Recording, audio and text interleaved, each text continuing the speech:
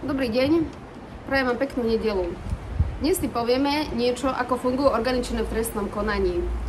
Ešte v decembri minulého roku som podala do rúk policajného prezidenta Ľubomíra Soláka trestné oznámenie na 5 vyšetrovateľov Národnej kriminálnej agentúry v Bratislave a na 4 prokurátorov úradu špeciálnej prokuratúry.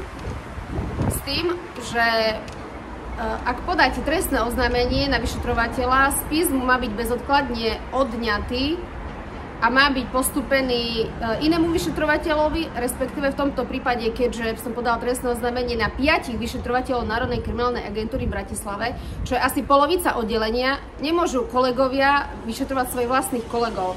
Okrem konfliktu záujmov sú tam aj iné úkony, a iné právne veci, ktoré zabraňujú, aby o tom vyšetrovalo to isté oddelenie, s tým, že by malo byť automaticky postupené inej expozitúre Národnej kriminálnej agentúry v rámci Slovenska, ako tomu bolo v iných prípadoch.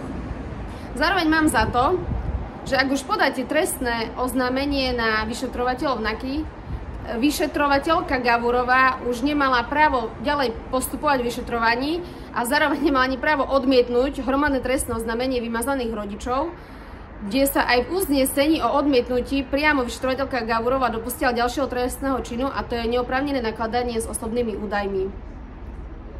Jedná sa o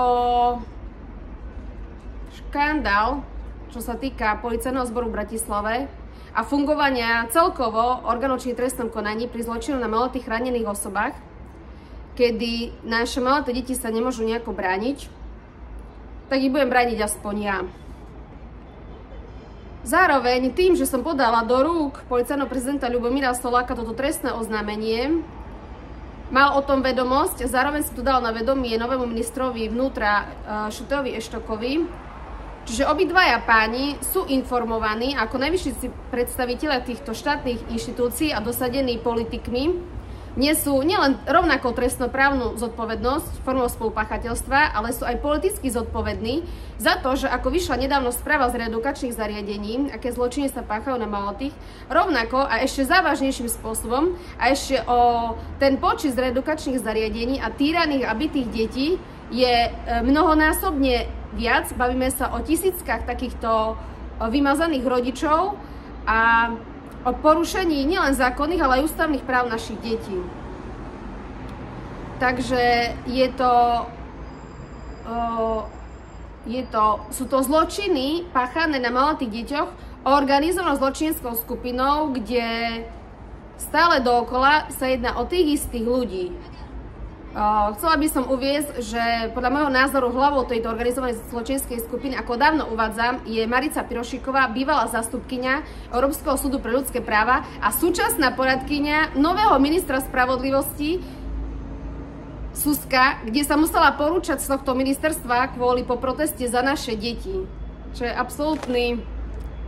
A tým pádom sa dostávam k jadru veci a to, že bavíme sa o politických nominantoch a o ministerstvách, ktoré patria pod politikou, politické zoskupenie strany Smer a strany Hlas. Takže zároveň vyzývam týchto politikov, kde už som si dávno požiadala o osobné stretnutie ako zakladateľka iniciatívy za vymazaných rodičov. Stretnutie nielen s najvyšším predstaviteľom, ako je predseda Národnej rady Petrom Pellegrinim, ale aj tak premiérom Robertom Ficom, ktorí by mali vedieť, čo sa deje v tejto krajine s našimi deťmi.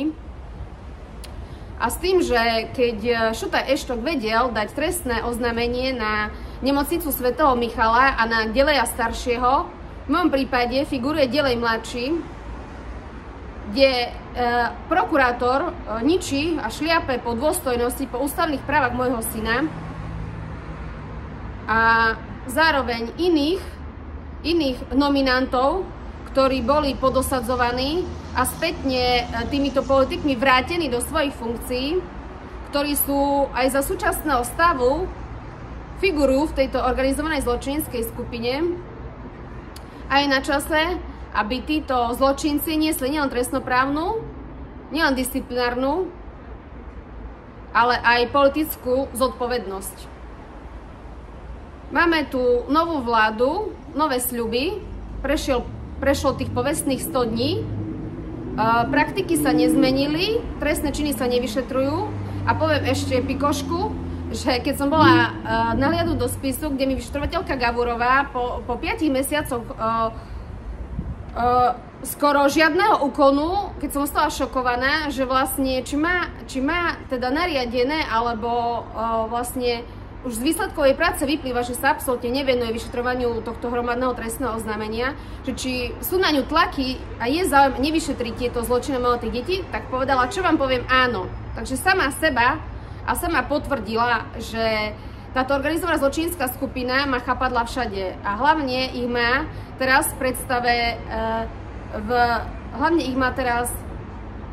pozícii nového policajného prezidenta Ľubomíra Soláka, nového ministra vnútra Matúša Šutaja Eštoka a o chvíľočku a každú chvíľu vás budem informovať, ako pokračuje toto vyšetrovanie. Podala som sťažnosť do 3 dní a celá táto kauza bude mať ďalekosiahle následky, nie len čo sa týka jednotlivcov a zlyhania a porušovania zákonov a ústavy v sporoch o deti, ale bude vyvodzovaná aj trestnoprávna politická zodpovednosť. Viete, môžete mať imunitu, ale voči zločinom na deťoch vám nepomôže nič. A stále hovorím, že čo nestihne spravodlivý súd, to stihne karma a Boží súd. A môžete sa hanbiť. Ďakujem veľmi pekne za pozornosť.